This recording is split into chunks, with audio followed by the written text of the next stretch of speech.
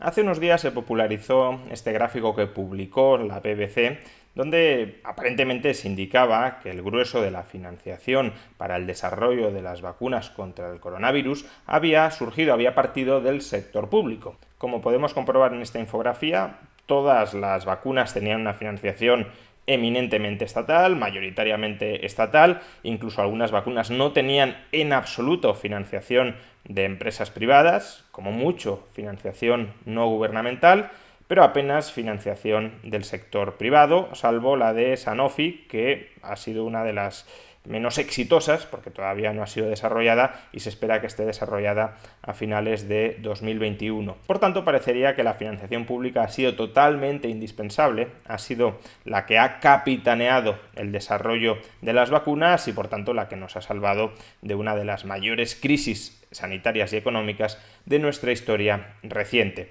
Y así, de hecho, lo entendieron diversos comunicadores, diversos economistas, diversos políticos de izquierdas. Por ejemplo, Antonio Maestre publicaba: ¿quién ha financiado las vacunas? ¿Sector público o sector privado? Los liberales colapsan. Eduardo Garzón también publicó un tuit diciendo: la enésima evidencia de la superioridad del sector público sobre el sector privado. Rubén Sánchez, de Facua, decía: la gran mayoría de vacunas se han creado gracias a la financiación pública, como suele ocurrir con los grandes negocios. Y Javier Remírez, vicepresidente primero del gobierno de Navarra, escribía: el liderazgo de lo público y la búsqueda del bien común en un solo vistazo. ¿Quién ha financiado la creación de las vacunas contra el COVID-19? El mensaje, por tanto, parecía claro: el sector público es más eficiente que el sector privado, tal como se ilustra en el desarrollo de esta vacuna. En realidad, el argumento siempre fue tramposo por varias razones. Primero, porque que el sector público sea más eficiente que el sector privado en el desarrollo o en la financiación del desarrollo de vacunas no tiene por qué implicar que sea más eficiente en todo lo demás. Las vacunas cumplen con las características de lo que en economía denominamos bienes públicos, es decir, en principio y en ausencia de patentes, y las patentes también son una herramienta bastante criticada dentro de la filosofía liberal, las vacunas, en ausencia de patentes, tienen las características, decía, de un bien público. ¿Qué es un bien público? Pues un bien en el que no existe rivalidad en el consumo. La información de cómo hacer una vacuna una vez ya existe y una vez es pública puede ser utilizada por todo el mundo sin que ello les impida a otros utilizarla, y a su vez que no es posible la exclusión. Ya digo, en ausencia de patentes, es decir, en ausencia de un mecanismo institucional diseñado por el Estado para precisamente excluir, cualquiera podría utilizar la información de la vacuna, reproducirla y producirla por ellos mismos. Entonces, en ese contexto, en el contexto de bienes públicos, de bienes no privados, bienes públicos, no rivalidad en el consumo y no excluibilidad, podría ser que el sector público sí tuviese cierta ventaja a la hora de promover un desarrollo más rápido, más acelerado y en mayor volumen. Eso no significa, insisto, que tenga esa misma ventaja también en los bienes privados, que son la inmensa mayoría de bienes que existen en nuestra sociedad. Segundo motivo por el que esta argumentación era tramposa: la vacuna no ha sido desarrollada por el sector público, ha sido desarrollada por el sector privado. Todas las empresas que hemos visto son empresas privadas con financiación pública.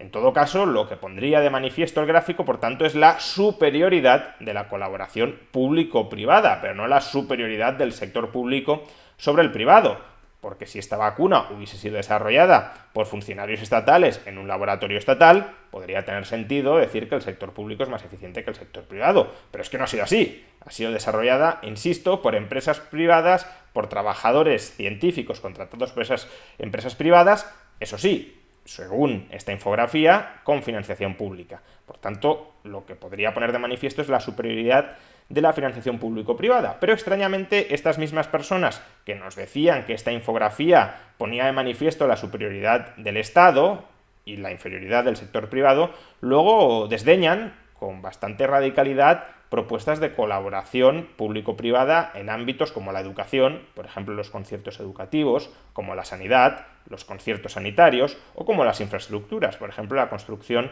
de autopistas con concesión estatal.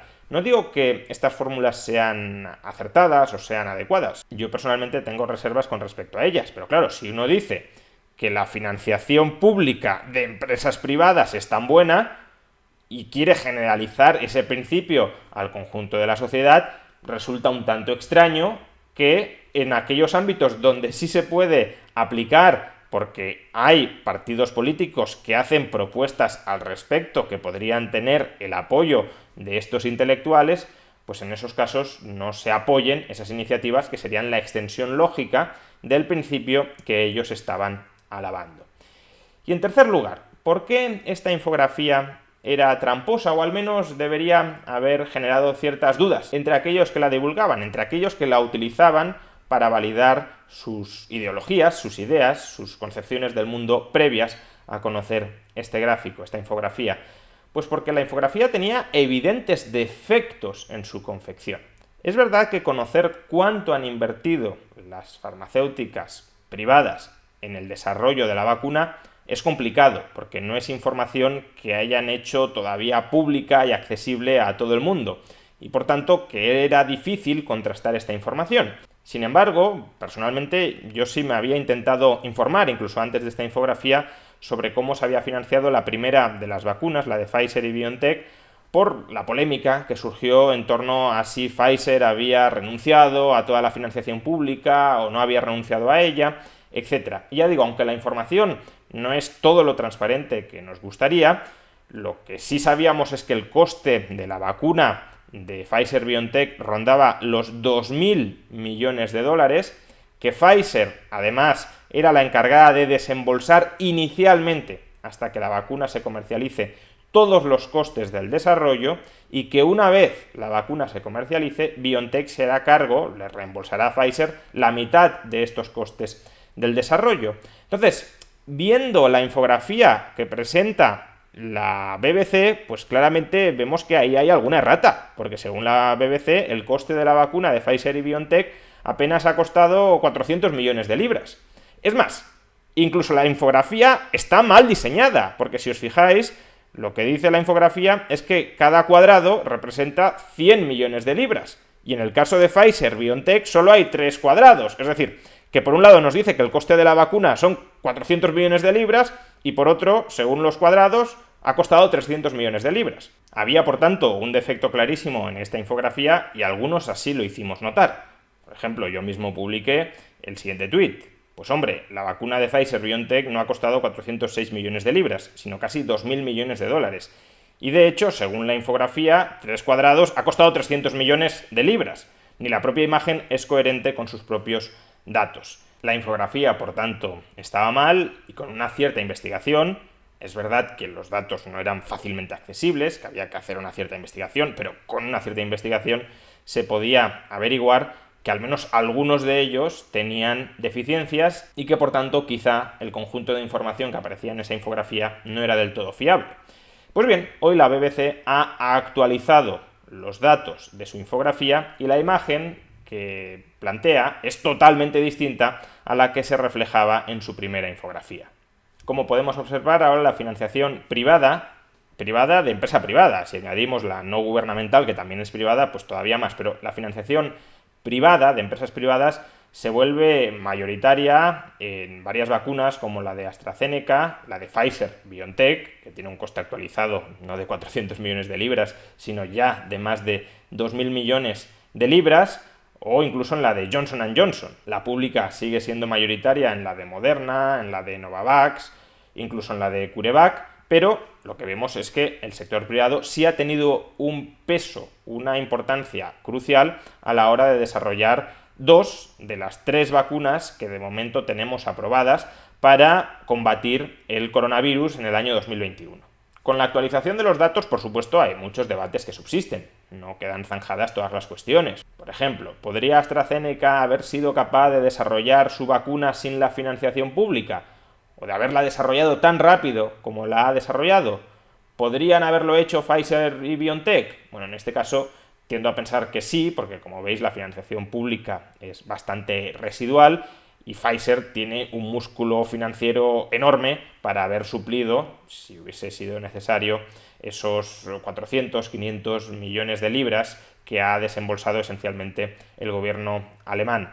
Otra cuestión pertinente que desde luego podría plantearse es: ¿estas empresas privadas habrían desarrollado la vacuna sin un sistema de patentes que protegiera su propiedad intelectual y que les concediera un monopolio temporal pero largo, sobre la explotación comercial de esas vacunas? Bueno, son preguntas que desde luego son relevantes y que podrían dar un cierto papel a la intervención pública, un papel de financiación subsidiario de la investigación y el desarrollo que tiene lugar en el sector privado, y un papel de protección de la propiedad intelectual. Personalmente no coincido ni con un papel ni con el otro, aunque coincido que en la investigación farmacéutica es donde quizá podría tener alguna justificación o podría llegar a ser necesario por los enormes costes que tiene desarrollar una vacuna. Enormes costes que de todas formas están muy vinculados con las regulaciones estatales que aprueba el propio sector público para garantizar no solo que la vacuna no tiene efectos nocivos para quienes la reciben, sino también que tiene eficacia comprobada. En todo caso, ese sería otro debate. La cuestión ahora mismo es que la infografía inicial estaba mal, que la infografía corregida lo que nos dice es que el papel preponderante de la inversión en el desarrollo de estas vacunas ha sido del sector privado,